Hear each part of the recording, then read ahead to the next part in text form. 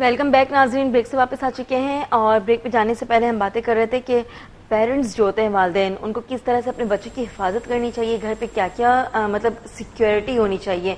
ये नहीं कि जो भी वो काम वो कर रहे हैं, अगर टेस्टर वगैरह यूज़ कर रहे हैं तो सामने रख दिया, और अगर प्लग है जैसा सरवत ने बताया कि उसको कवर अप कर दिया करें, अगर पानी की बाल्टी है तो उसे भी कवर अप करें, या फिर बाथरूम का जो डोर है वो लॉक करके रखा करें। क्योंकि बच्चा, माएँ जो होती हैं वो काम में बिजी रहती हैं बहुत ज़्यादा, बहनें भाभियाँ सब हैं घर पर, बट और ख़वातीन तो बिजी रहती हैं ना, वो एनी टाइम बच्चों के पीछे पीछे तो नहीं रह सकती हैं।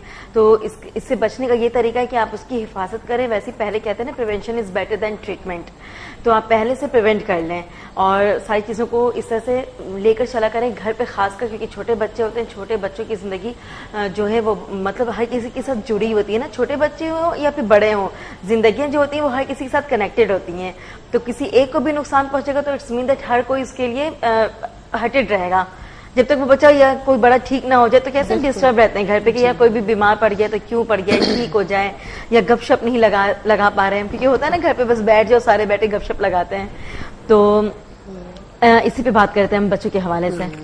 अच्छा, मैं एक और साथ साथ चाय भी पिए क्योंकि ब्रेक पे हमारी चाय आ चुकी है, तो क्यों ना हम चाय पीने साथ में। एक मैं ये चीज बताना चाह रही थी कि एक तो घर पे क्या क्या चीजें अवेलेबल पेरेंट के पास होनी चाहिए प्रिवेंटिव बेसिस पे, कि फर्स्ट एड किट एक होनी चाहिए, खासतौर से फीवर, वॉमिटिंग और फ्लू जो जिसका आजकल सीजन है, हर किसी के घर में कोई ना कोई इफेक्टेड है।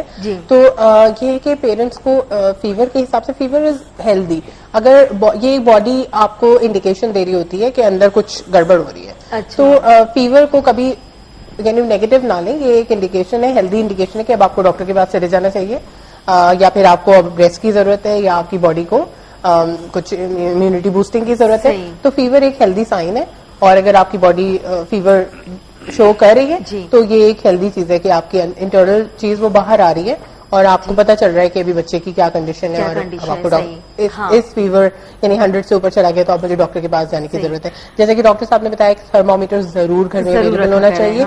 हर किसी को थर्मोमीटर रीड करना नहीं आता, तो डिजिटल थर्मोमीटर अगर आपके पास एक होगा, वो टूटता भी नहीं है, वो दूसरा थर्मोमीटर थोड़ा फ्रैजाइल भी होता है जी, वो टूट जाता है। तो अगर डिजिटल थर्मोमीटर घर में मौजूद हो तो ये मदर के लिए भी बहुत अच्छा है, बच्चा भी इजीली उसको, बल्कि वो तो शौक से बच्चे लगा लेते हैं और खुद भी वो बीप होती है तो देखते हैं, उस पर डिस्प्ले भी आ जाता है, कुछ ना कुछ म्यूजिक ही, तो बस इसमें ही तो आप जी उनकी लर्निंग के लिए भी उसको यूज कर सकते हैं कि अब इतना टेम्परेचर है और बेटा आपको इतना हो गया, आप रिकॉर्ड कर लें, इस तरह की चीजें। तो 100 से ऊपर जाए तो आप बिल्कुल सीधे डॉक्टर के पास चले जाए, घर में नीम हकीम बनने की बिल्कुल जरूरत नहीं है। और ये है कि उससे पहले जो भी प्रिकॉशंस हो, आप फ्लूइड ज्यादा से ज्यादा दें, ORS घर में जरूर रखें कि कभी भी इमरजेंसी बेसिस पे जरूरत पड़ गई, कि अगर बच्चे को वॉमिटिंग हो जाए और बहुत प्रोजेक्टाइल बार बार वॉमिटिंग हो रही हो तो मिनरल्स की क्वांटिटी बॉडी में कम हो जाती है, फ्लूइड्स कम हो जाते हैं, तो ज्यादा से ज्यादा फ्लूइड पानी में ORS मिलाकर और ये चीजें जरूर बच्चे को देनी चाहिए। अच्छा, तो ये 3-4 चीजें, फीवर और बल्कि एक और चीज है कि सिरिंज साथ जरूर रखें विदाउट नीडल मेडिसिन देने के लिए, क्योंकि जो घर का टीस्पून टेबल स्पून होता है उसकी सही मेजरमेंट नहीं होती। अच्छा, और उनके साइजेस भी ऊपर नीचे होते हैं। तो अगर आपको डॉक्टर ने 5 ml दिया है तो आप सिरिंज में भर लें, और सिरिंज की छोटी सी ओपनिंग होगी, उसमें नीडल नहीं है, नीडल आप पहले डिस्कार्ड कर दें, बिल्कुल कचरे में फेंक दें, और फिर उसके बाद उससे आप बच्चे को देंगे तो एक बच्चे के लिए एक्टिविटी भी हो जाती है कि वो आप उससे दे रहे हैं, और जो बच्चे लेने में भी हो रहा होता है जी, और जो बच्चे लेने में मुश्किल करते हैं उनके लिए भी फिर आप थोड़ा सा पीछे करके डाल दें तो फौरन वो उसको पूरा मुंह नहीं खुल रहा होता है, नहीं खोलते हैं बच्चे, नहीं पीना नहीं है। बिल्कुल, तो वो सिरिंज अगर आपके पास होगी तो ये भी तो हो सकता है ना कि वो बच्चे ये ना समझ जाए कि कहीं मुझे मुंह के अंदर इंजेक्शन तो नहीं लगाएंगे। नहीं, तो इसीलिए मैं कह रही हूँ कि इंजेक्शन का फियर कभी भी बच्चे में नहीं करना चाहिए, क्योंकि देखिए जब आप वैक्सीनेशन के लिए लेकर जाते हैं तब भी इंजेक्शन यूज होता है, जब कभी किसी इमरजेंसी बेसिस पे कोई ट्रीटमेंट होता है तो भी इंजेक्शन। अब बच्चे को बीमार तो है ही, उसकी वैसे इम्यूनिटी लो है, उसकी तबीयत खराब है, और फिर एक जो फियर है उससे भी उसको लड़ना पड़ रहा है, तो वो इंजेक्शन का फियर प्लीज वो कोई ऐसी चीज नहीं है कि जिससे आप बच्चे को डराएं, बल्कि बस इतना वो कर लें कि वो उसको हाथ ना लगाए, सुई है। असल में हम इसमें मैं हमारे मतलब अवाम को मैं वो करूंगा कि ये लोग खुद ही फियर डालते, भाई तुम्हें अभी इंजेक्शन दिलवाने के लिए ले जाएंगे डॉक्टर के पास, अभी तुम ये काम नहीं करो वरना इंजेक्शन लग जाएगा। तो ये इस तरह से फिर बच्चा जो है उसकी एक फियर फैक्टर जो है ना वो बन जाता है इंजेक्शन, कि जरा सी बात पे वो डरता, अच्छा डॉक्टर के पास जाएंगे तो इंजेक्शन लगेगा। तो उससे होता है कि वो अगर डॉक्टर के दरवाजे पे भी जाता है तो देख करके कि भाई मुझे इंजेक्शन लगेगा, नहीं भागेगा। बल्कि इससे एक और बुरी बात ये होती है कि बच्चे को कोई बीमारी होती है तो इस डर से वो बताएगा भी नहीं आपको। थोड़ा बड़ा हो जाएगा ना, जब उसको समझ आ जाएगी तो वो कहेगा ये फिर डॉक्टर के पास ले जाएंगी, इंजेक्शन दिलवाएंगी, तो वो बताएगा नहीं, इससे उसकी और बढ़ जाएगी बीमारी। तो ये छोटी छोटी चीजों का ख्याल रखना है कि आप इतना डर ना क्रिएट कर दें कि उसको ट्रीटमेंट कराने में मुश्किल हो जाए। सही, ठीक है। सरवत, अगर कोई बच्चा है, जैसे हमने केमिकल की बात की है, वो तो ठीक है, एक अलग चीज है, बट इसके अलावा अगर उसने छुरी उठा ली, नाइफ से अगर हाथ पे कट लग गया, या फिर नेल कटर वगैरह भी यूज कर रहे होते हैं अक्सर, उससे अगर चोट लग गई, या फिर कान के अंदर कुछ डाल लिया, आंखों के अंदर कुछ चुबा लिया, पेन, तो डॉक्टर के पास ले जाने का टाइम इतना ज्यादा नहीं है, या फिर ले जाते टाइम लग जाएगा, तो फर्स्ट एड बॉक्स क्या इस्तेमाल करें घर पे? बिल्कुल, देखिए अगर कट लग जाए तो कट का तो सबसे पहले होता है कि आप उस कट को, जो भी लेसरेशन है, उसको बंद कर दें अपने हाथ से। हाँ। लेकिन सारे बहुत बड़ा कट होगा तो वही सबसे पहले तो इमरजेंसी आप डॉक्टर के पास ले जाएं। और छोटे मोटे कट होते हैं तो अगर आप शुगर भी लगाएंगे, चीजें शरारती बच्चे कर रहे होते हैं बिल्कुल, अगर जैसे छोटा मोटा कट लग जाए, कोई चीज टूट गई, उस पर टच हो गया, तो अगर आप शुगर लगाएंगे तो फौरन क्लॉटिंग हो जाती है। अच्छा जी, तो ये बड़ा अच्छा एक होम तो नहीं है जी, ये एक टोटका ही समझ लें, but you know that is, ये एक हो जाता है कि क्लॉटिंग फौरी हो जाती है। अगर आपको फिर उसके बाद आप डॉक्टर को दिखा दें कि टाका लगाने की जरूरत है या नहीं है, कितने स्टिचेस, वो फिर वो डॉक्टर सही से बता सकेंगे आपको। आपसे मैं इसमें एग्री नहीं करूंगा कि देखिए क्लॉटिंग जो है ना, क्लॉटिंग यानी नेचुरल फेनोमेना है। क्लॉट ब्लड हो जाएगा नॉर्मल, अगर आपका है तो एक क्लॉटिंग फैक्टर्स होते हैं, उसकी वजह से वो क्लॉट हो जाएगा। बेस्ट तरीके, कोई भी कट हो कहीं पर भी, कभी भी प्रेशर उस पर दें, आप प्रेशर से उसको बंद कर दें। प्रेशर से ये फायदा होगा कि एक तो ये कि ब्लड लॉस नहीं होगा, दूसरा आप उसको जो है, जो क्लॉट हो रहा है उसमें आप हेल्प कर रहे हैं, क्योंकि प्रेशर से जो है वो बाहर निकल रहा है, तो इसलिए फ्लो बंद हो जाएगा। तो अगर आपने प्रेशर दे करके रखा तो आप देखिए थोड़ी देर में वो बंद हो जाता है, कितने ही सीवियर ब्लीडिंग क्यों ना हो। सर पे भी अगर हो तो अगर आप इस तरह करके पकड़ लें उस चीज को, नहीं तो वो बंद हो जाता है। किसी चीज से मसलन कि आपने कोई टिश्यू ले लिया, कुछ लिया, यूं लेकर के ऐसे दबा लीजिए। सही। अच्छा, दूसरी वो चीज वो बंद हो जाए वहां से, मतलब प्रेशर ओपनिंग को बंद कर लें ताकि फ्लो बाहर ना आए ब्लड का, वो इसी जगह पे क्लॉट अंदर ही रहे। अभी मतलब हमारे पता नहीं गलत किस्म के लोगों को, खासतौर पे जो बेचारे मैकेनिक्स वगैरह हैं, इनके यहाँ मैं एक दिन गाड़ी के मैं अपने टायर जो है उस पे हवा डलवा रहा था, तो देखा वहां एक दूसरा बंदा काम कर रहा था, तो उसके हाथ में कट आ गया। कट गया, तो कटने के बाद उसने एक गंदा सा कपड़ा था, उसने अपने बंदे को कहा कि ये मोबिल ऑयल में इसको डुबो कर लाओ। अच्छा, मैं वहीं बैठा था, मैंने कहा क्यों बोल रहे हो, मैंने किधर आओ, मैं तो मेरे पास कुछ भी नहीं था, गाड़ी में टिश्यू पड़े थे, मैंने वो निकाल करके मैंने उससे प्रेशर दिया और मैं उसको दबा करके मैंने उसको रखा, तो थोड़ी देर में वो काफी डीप कट, तो बहुत, उसके बाद वो बंद हो गया। फिर मैंने दूसरा कपड़ा लेकर के उसके ऊपर मैंने बांधे, मैंने कहा ये नहीं करो, उसमें आप ऑयल क्यों लगा रहे हो, ऑयल लगा रहे हो तो खतरनाक है, आपके ब्लड सर्कुलेशन में डायरेक्ट चल जाएगा, और कितने जरासीम, कितनी चीज जा रही है। सही, और वो गंदा कपड़ा देर से बांधने के लिए, जी, गंदे कपड़े में कितने जरासीम है और क्या क्या चीजें हैं, और आप मोबिल ऑयल उसमें लगा रहे हो। कहते नहीं, ये हमारा मतलब इससे हो जाता है। मैंने कहा गलत करते हैं, हम तो डेली की रूटीन में रखते हैं, सब किसी के भी कट लग सकता है, कोई भी ये कर सकता है, क्योंकि ओपन कट तो बहुत ही डेंजरस है, हर चीज वैसे ही जरासीम और हवा से एक्सपोज हो रहा है, और आप डायरेक्ट सर्कुलेशन में जा रहा है, आपके ब्लड में जा रहा है, और ब्लड जो आपकी पूरी बॉडी में रन कर रहा होता है। ठीक है, तो वो फौरी डॉक्टर के पास ही जाएं, प्रेशर से दबा दें, हाथ प्रेशर से दबा दें, या फिर साफ कपड़ा है या फिर टिश्यू, साफ कपड़े से, नहीं तो टिश्यू से कर लें, कुछ भी, गंदा कपड़ा नहीं लें, और ना मोबिल ऑयल लें, ना तेल लगाएं। तेल भी लगाते हैं घरों में, मेरे ख्याल में इस तरह से भी होता है, लोग टूथपेस्ट लगाते हैं। अच्छा, जले में टूथपेस्ट लगाना कैसा है? मैं तो खैर नहीं यूज करती। नहीं बिल्कुल नहीं, टूथपेस्ट क्यों लगाएंगे आप? कहते हैं कि छाले नहीं पड़ते हैं। नहीं, छाले नहीं, छाले देखिए जल अगर बर्न हो जाए ना, उसके ऊपर आप पानी डाल दें। जिस तरह आपने कहा कि बच्चे ने अगर माए हैं या फिर कोई भी घर का बड़ा प्रेस कर रहा है, स्त्री वैसे छोड़कर चला गया वो घर में, उस पर हाथ रख दिया, फिर फौरी टूथपेस्ट लगा देते कि उस पर छाले ना पड़े। टूथपेस्ट मैंने कभी नहीं यूज किया, लेकिन एग व्हाइट है क्योंकि उसमें कोलेजन होता है, तो अपनी स्किन को आप कि बर्न होने से ना चीज तो करती है, तो अगर आप एग व्हाइट फौरन लगाएंगे तो ये होता है कि मार्क्स ना हो जब तक डॉक्टर के पास आपको पहुंचे। लेकिन किसी भी चीज में ये जो भी होम रेमेडीज होती है, इसमें ये नहीं होना चाहिए कि आप लगा के और सो गए जाके। आप लगाने के बाद डॉक्टर के पास जाएं कि हमने प्रिवेंटिव कुछ कर लिया है थोड़ा बहुत, लेकिन उसके बाद जी। अस्सलाम वालेकुम। वालेकुम सलाम जी, अबरार साहब।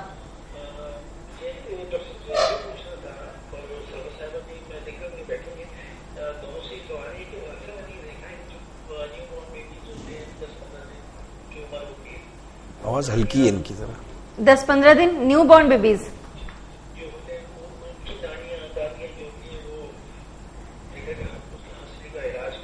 जी जी।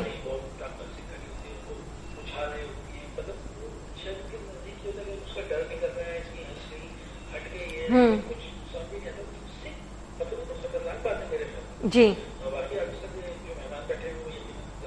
जी बिल्कुल ठीक है इब्रार साहब, अभी आपको जवाब मिल जाता है। छोटे बच्चे होते हैं, उनको उनकी जो नानियां होती, दादियां होती हैं, वो कहती हैं कि यूं यूं उछाल रही होती कि हंसलियां न लग जाए, हंसलियां लग गई हैं तो इससे शायद रो रहे हैं बच्चे, तो ऐसा करना कैसा है? बिल्कुल बिल्कुल नहीं करना चाहिए, बिल्कुल नहीं करना चाहिए। न्यू बॉर्न बेबीज मतलब 10 to 15 डेज के बच्चे, न्यू बॉर्न क्या कोई बड़ा बच्चा भी उसको नहीं करना चाहिए। उसकी वजह मैं बताऊं। अच्छा। कि आपने देखा होगा बाज लोग जो है बच्चों को यूं लेके उछालते हैं, तो होता क्या है कि ये जो सर है ना, स्कल, इसके अंदर जो ब्रेन है, तो ब्रेन उसके अंदर बैठा हुआ है, ठीक है, यानी स्कल होल है, उसके अंदर ब्रेन है जी। तो ब्रेन के छोटे छोटे कनेक्शंस होते हैं जी, नर्व्स एंड वेसल्स की, ब्लड वेसल्स की, ठीक है। तो आपने उसको अगर जोड़ा ना तो क्या होगा, वो कोई भी कनेक्शन उसमें से मतलब वो हो सकता है, रप्चर हो सकता है, और फ्लूइड्स भी हैं बॉडी के अंदर, कान में, आपके तो क्या होगा कि उससे अगर वो कट गया तो वो आपने कनेक्शन को खराब किया, आपने यूं जॉल्ट दिया। जैसे कि आप देखें हेड इंजरी होती है, जी जी, आपने सुना होगा कि कंकशन, जी, कंकशन यही होता है कि आप यानी आप ये चीज होती जो है, ब्रेन जो है वो अंदर हिलता है, जिसकी वजह से ये होता है। तो ऐसा बिल्कुल नहीं करना चाहिए, ना उछालें, ना हिलाएं, ना वो कुछ करें, और ना ही बच्चे को जो है यूं ऐसे पकड़ते, एक हाथ से पकड़ते हैं, एक हाथ से पकड़ के उठा लेते हैं, क्योंकि ये बोन्स जो हैं ये डेवलप नहीं हुए हुए होते हैं, ये ऑसिफिकेशन नहीं हुई होती है, तो अगर ऐसे उठाएंगे तो फ्रैक्चर हो जाएगा। इसलिए यूं पकड़ के दोनों साइड से यूं करके ऐसे उठाना चाहिए, दोनों पेट की साइड से उठाएं जी, यहाँ से दोनों तरफ आप यूं सपोर्ट दे करके, यूं करके आप ऐसे लें, तो उससे होता ये है कि आपने फुल सपोर्ट दिया तो वो गिरेगा नहीं। लेकिन आपने बाज लोगों को आपने देखा होगा यूं एक बार से उठा लेते हैं, या यहाँ से उठाया तो ये यहाँ से शोल्डर डिस्लोकेशन हो सकती है, यहाँ से डिस्लोकेट हो सकता है, यहाँ से हो सकता है, फ्रैक्चर्स भी हो सकते हैं। तो और ये जो हिलाने का है ये तो बिल्कुल नहीं, बिल्कुल ना करें, कभी नहीं, बिल्कुल नहीं। ये बिल्कुल हम तो इसको अब्यूज के उसमें लेते हैं कि बच्चे को आप अगर जॉल्ट करें गुस्से में भी या प्यार में, तो ये बच्चे के लिए बहुत डेंजरस है, और ये चाइल्ड अब्यूज है आप जो कर रहे हैं, तो आप प्लीज इसको अवॉइड करें। और दूसरे इन्होंने मालिश की भी बात की, तो मालिश बच्चे के लिए बहुत अच्छी है, लेकिन प्रेशर बच्चे के हिसाब से होना चाहिए, अपने हिसाब से नहीं, जितनी अपनी अंदर की ताकत है, और बस बच्चे को सुलाने से पहले बल्कि आप सॉफ्ट मसाज दें तो उसके लिए बहुत अच्छा है, लेकिन जोर से बिल्कुल भी कोई भी इतना ऐसा प्रेशर कि उसकी सॉफ्ट बोन्स या उसकी बाकी जो बॉडी के पार्ट्स है बिल्कुल भी इतना प्रेशर करें, सही, यानी जो प्रेशर हमें जरूरत है कि हमारा दर्द निकले, तो बच्चा तो पूरा दिन लेटा हुआ है, उसको कोई ऐसे दर्द या कोई एलिमेंट नहीं होता, वो सिर्फ सूदिंग के लिए होता है मसाज, तो आप सूदिंग के ही माइंडसेट से मसाज दें, आप दर्द निकालने के एस्पेक्ट से बिल्कुल भी नहीं। बस ये भी तो होता है ना कि कहते हैं कि काफी देर से सोया हुआ है, लेटा ही रहता है, तो जिस्म में दर्द भी हो सकता है, क्या पता रो रहा हो। नहीं तो वो सूदिंग मसाज करेंगे, ऐसा मसाज नहीं करेंगे, रिलैक्सेशन मिले। जी बिल्कुल ठीक है। इसके साथ साथ मुझे एक अच्छी सी चीज याद आई थी, अभी बिल्कुल भी माइंड से वो चीज निकल गई है, कि बच्चे जब रो रहे होते हैं, काफी रो रहे होते समझते हैं कि बस भूख लगी है, उसको फीडर पे फीड करा रही होती है, या फिर फीडर पिला रहे होते हैं, तो क्या करना चाहिए? कुछ देखना चाहिए कि इसके अंदर मतलब कोई प्रॉब्लम है, या मतलब सांस लेने में तकलीफ हो रही है, इसके अलावा कहीं दर्द तो नहीं, कैसे पता चलेगा? बहुत छोटे से बच्चे हैं, इसमें भी एज स्पेसिफिक चीजें होती हैं, जो बिल्कुल छोटे बच्चे होते हैं उनको कॉलिक होता है, गैस की वजह से हो सकता है। अच्छा। तो फिर उसमें आप ओवर फीडिंग करेंगे तो कोई भी फायदा नहीं होगा, काफी देर तक रोते हैं, तो रोते ही रहते हैं, चुप नहीं करते हैं बिल्कुल भी। तो उसमें बस ये होता है कि आपको क्यूज भी लेने होते हैं, कि हो सकता है उसको अभी भूख लगी, हो सकता है डायपर चेंज करने की जरूरत हो सकता है उसको नींद आ रही हो, तो ये 3-4 चीजें आप करके देखें। फिर भी कभी कभी अनएक्सप्लेन क्राइंग होती है बच्चों की, एयर चली जाती है बॉडी में उसके, तो आप बर्प करा दें, तो 4-5 चीजें आप कर सकते हैं, वरना फिर वही सूदिंग एक्सरसाइज आप थोड़ा सा बच्चे को मसाज देके और फिर सुलाने की कोशिश करें, कि ये 3-4 महीने का चैलेंज होता है कॉलिक का। कुछ बच्चों का होता है, वो थोड़ा सा मदर को ही उनकी रूटीन और एक्सरसाइज के हिसाब से देखना पड़ता है, वरना इसका कोई ऐसा इलाज नहीं है रोने का। अच्छा, रोना कोई बीमारी नहीं है, इसका फिर कोई इलाज किया जाए। अच्छा जी, ठीक है। और डॉक्टर साहब आप बताएं ये कि न्यू बॉर्न बेबीज पे भी हम बातें कर रहे थे कि 4 से 5 माह तक देखना पड़ता है, तो कितने महीनों तक पानी नहीं पिलाया जा सकता? क्योंकि अभी तो मैं पानी पी रही हूँ, आप बच्चों के बारे में बताएं। देखिए, पानी मतलब पिलाना कोई गुनाह नहीं है, मतलब ये कि जरूरत नहीं है, जरूरत नहीं है। 3 महीने तक पानी की मैंने सुना है कि 6-7 माह तक बिल्कुल ना पिलाएं। नहीं, 6-7 नहीं, ऐसा नहीं है, 3 महीने तक जरूरत नहीं है, लेकिन अगर आप पिलाते हैं तो कोई गुनाह नहीं कर रहे हैं। सिंपल पानी, वो नहीं कि जो ग्राइप वाटर और ये पिलाएं, वो नहीं। अच्छा, कॉलिक की इन्होंने बात की, कॉलिक जो है ना, ये 3 मंथ्स कॉलिक कहलाता है, मतलब 3 to 4 मंथ्स तक कॉलिक रहता है, और ये कोई बीमारी नहीं है। बच्चों के पेट में जो है वो स्पैज़म होता है, जिसकी वजह से रोता है बच्चा, फिर ठीक हो जाता है, फिर वो चुप होता है। ये काफी डिस्ट्रेसिंग चीज है, मतलब पेरेंट्स के लिए खास तौर पे, कि वो बच्चा रो रहा होता है और परेशान है। जैसे इन्होंने कहा कि भाई ओवर फीडिंग की वजह से भी हो सकता है, कॉन्स्टिपेशन की वजह से हो सकता है, लेकिन बच्चे के रोने का ये मतलब थोड़ी है कि भाई बच्चा जो है वो भूखा है। जरा से बच्चा रोया, माँ फौरन उसको दूध पिला देती है, वो समझती है भूखा है मेरा बच्चा, और मैं जितने ज्यादा पिलाऊंगा बच्चा फूल जाएगा, बच्चा मोटा हो जाएगा, मोटा हो जाएगा। ये गलत है। अच्छा, दूसरे ये कि हम लोग टॉप फीड करते हैं, टॉप फीड जो वो गलत है। अच्छा, टॉप फीड की वजह से भी ये सब कुछ होता है। अगर माँ अपना ही दूध पिलाए तो वो उससे बेहतर कोई और चीज नहीं है। सही। क्योंकि टॉप फीड में क्या है, ये गाय भैंस का दूध है। जी जी। और यकीनन ये बच्चा जो है इंसान का ही बच्चा है, तो इसलिए उसको इंसान का दूध उसको इंसान की दूध मिलना चाहिए, जो कि आप लाख रुपए दे दें, करोड़ रुपए दे दें, कहीं से नहीं मिलेगा। माँ ही अपना पिला सकती है अपने बच्चे को, तो उसको पिलाना चाहिए। तो इस बात पे बहुत ज्यादा मतलब स्ट्रेस देना चाहिए, और हमारी जितनी माएँ देख रही हैं या होने वाली मदर्स हैं, वुड बी मदर्स हैं, उनको चाहिए कि वो दूध जो है अपना ही पिलाएं 1 साल तक, फीड ना कराएं। बिल्कुल बिल्कुल 1 साल तक इस चीज का ख्याल रखें कम से कम जी। लेकिन 6 महीने के बाद जो है ना, आप वीनिंग फूड शुरू करें। ठीक है, उसमें क्या क्या खिला सकती हैं? 6 महीने के बाद आप शुरू करें लिक्विड से, क्योंकि टेस्ट बड्स नहीं होते हैं बच्चों की जुबान में, जो बच्चे किसी की भी जुबान में। अब मसलन आप मुझे अगर कोरियन फूड देंगे तो मैं तो नहीं खा सकता, सही। तो लेकिन चाइनीज देंगे मैं खा लूंगा, हालांकि वो तकरीबन एक जैसी है, तो चाइनीज खा लेंगे। कोरियन जब मेरे टेस्ट बड्स जब डेवलप हो जाएंगे तो फिर जो है मैं वो खाऊंगा। तो इस तरह बच्चे को भी टेस्ट बड आपको डेवलप करना है। अब देखिए, हमारा जो मतलब पाकिस्तानी बच्चा है वो उबला हुआ खाना नहीं खाएगा, यानी गोरे का जो खाना नहीं खाएगा, और गोरे का बच्चा जो हमारा देसी खाना नहीं खाएगा, टिक्का नहीं खाएगा, तो मिर्च वाले नहीं खाएगा। उसको चूंकि उसके टेस्ट बड्स इस तरह डेवलप हुआ है, और जिसकी वजह से वो फिर खाएगा। तो पहले तो लिक्विड से आप शुरू करें, जैसे सूप दे दें, आप दाल दे दें और जूसेस दें, बनाना। उसके बाद फिर फ्रूट्स पे आप आइए, फ्रूट्स दें, बनाना दीजिए, दही दीजिए, खिचड़ी दीजिए, इसकी सेहत अच्छी होगी, खीर दें, कस्टर्ड दें, फ्रूट सारे देने चाहिए। ठीक है, ठीक है जी। अभी डॉक्टर साहब बहुत बहुत शुक्रिया आपका, और सर्वा साहब आपका भी। बट इससे पहले मैं ये कहना चाहूंगी कि आप दोनों ने मैसेज देना है हमारे व्यूवर्स को कि वायरल है, वॉमिटिंग, और बच्चों की सेफ्टी के हवाले से, बच्चों की बीमारी के हवाले से किस तरह से उसको क्योर किया जा सकता है, क्योर से पहले किस तरह से घर पे ही उसकी हिफाजत की जा सकती है, तो क्या मैसेज देना चाहेंगे आप? मतलब मैसेज ये है कि सबसे पहले तो ये कि आप बच्चे को जो है अपना माँ का ही दूध पिलाएं, दूसरा कोई दूध ना दें। दूसरी बात ये कि 6 महीने से पहले कुछ भी ना दीजिए। तीसरी बात ये कि वैक्सीन सारी लगवाइए, टीके जो है ना वो लगवाना बहुत जरूरी है, हिफाजती टीके, वो इससे बहुत सारी बीमारियों से बचाव हो सकते हैं। जैसे कि अभी वायरस की बात की, तो वायरल जैसे वायरस में भी अगरचे वायरल इन्फेक्शन हुआ है, लेकिन वो फिर बैक्टीरियल इन्फेक्शन हो सकता है। अगर वैक्सीन लगे हुए हैं तो उससे फिर प्रिवेंशन होती है। और आजकल हम जो है पोलियो मुहिम के लिए हम बहुत कुछ कर रहे हैं कि भाई पोलियो जो है इसको पाकिस्तान और नाइजीरिया में और अफगानिस्तान में था, लेकिन अब पाकिस्तान और अफगानिस्तान में ही रह गया है पूरी दुनिया में। तो हमें इसके लिए पोलियो मुहिम के लिए हमें पोलियो के कतरे पिलाने चाहिए, और लोगों को जो है हमें मतलब ये कि इस अवेयरनेस को देनी चाहिए सब लोगों को कि भाई आप जो है वैक्सीन जरूर करवाइए। ठीक है जी, सही है। सरवत, आप क्या मैसेज देना चाहेंगी? देखिए, प्रिवेंशन में I would second with doctor साहब के ब्रेस्ट फीडिंग जरूर मदद को करनी चाहिए। बच्चों की इम्यूनिटी डेवलप करने के लिए ये बहुत जरूरी है, और माँ के दूध में हर किस्म की ग़िज़ाइयत और प्रिवेंटिव जो इम्यूनिटी होती है वो सब मौजूद होती है बच्चे के लिए। It's treasure for the child, और उसको आप ये तोहफा जरूर दें। और दूसरी बात होती है कि डॉक्टर्स का डर ना बिठाएं बच्चे के अंदर, क्योंकि जब आपको इलाज की जरूरत पड़े तो जरूर डॉक्टर्स के पास जाएं। पैनिक ना करें, क्योंकि इससे घर में एक एनवायरनमेंट ऐसा क्रिएट हो जाता है कि इलाज जो है वो उसकी एफिकेसी भी कम हो जाती है। तो घर में सेल्फ मेडिकेशन ना करें, आप मेडिसिन घर पे ना दें बगैर डॉक्टर्स की हिदायत के, कि एक दफा पिछली दफा जो डॉक्टर ने दी थी मैं वही रिपीट कर दूं, इस तरह की चीजें ना करें, क्योंकि हर दफा अलग किस्म की खांसी हो सकती है, अलग किस्म का बुखार हो सकता है, तो वो प्लीज आप उसको जरूर चेक करा लें। और प्रिवेंट एक फर्स्ट एड किट जरूर अपने पास रखें जिसमें ORS, सिरिंज, छोटी मोटी दवाई, ये सब चीजें मौजूद हो। थर्मोमीटर